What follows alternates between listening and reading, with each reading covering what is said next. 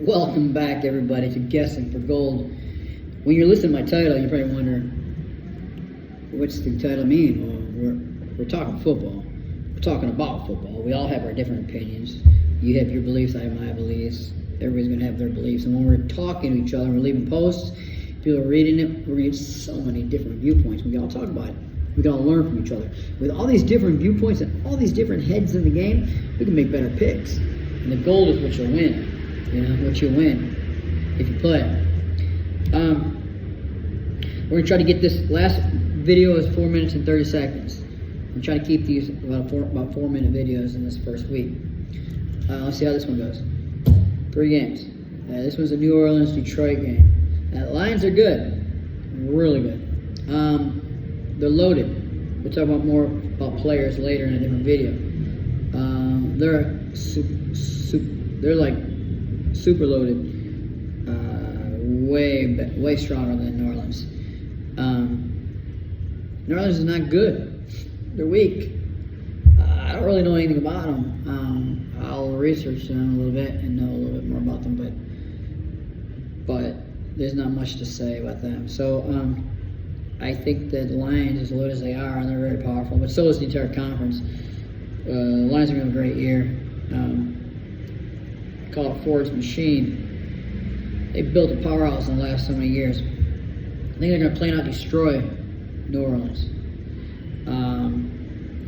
But this game's going to be low.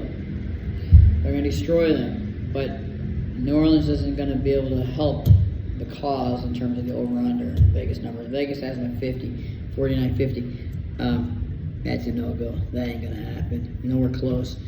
Lions may score 32. I don't know.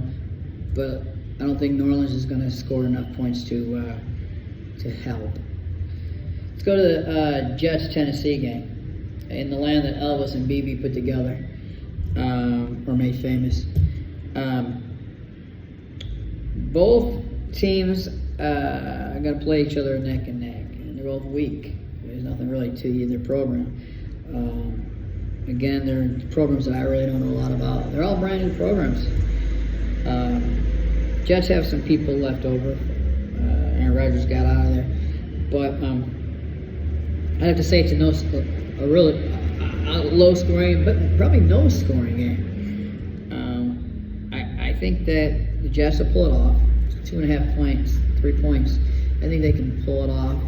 It's gonna be an ugly win, and you know, I actually think it's gonna flirt with the over. Vegas has the over at 38.5.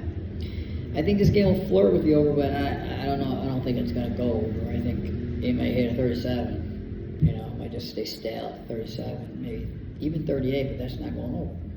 So I'd stay under on that one. And the last one we're going to put together is the Baltimore-Indy game.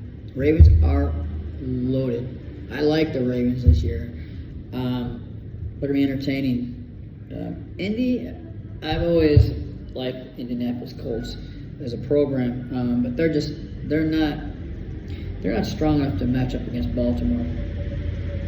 They're at Lucas Oil Stadium,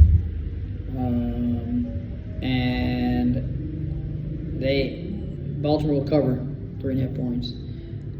Not a lot of points for the Ravens. Ravens are going to have a lot of points in that game, but the game will stay under. That's out of 49. These are really high week one numbers from Vegas. At 49, you can't go with that. Colts aren't going to help. The Colts aren't going to help that cause.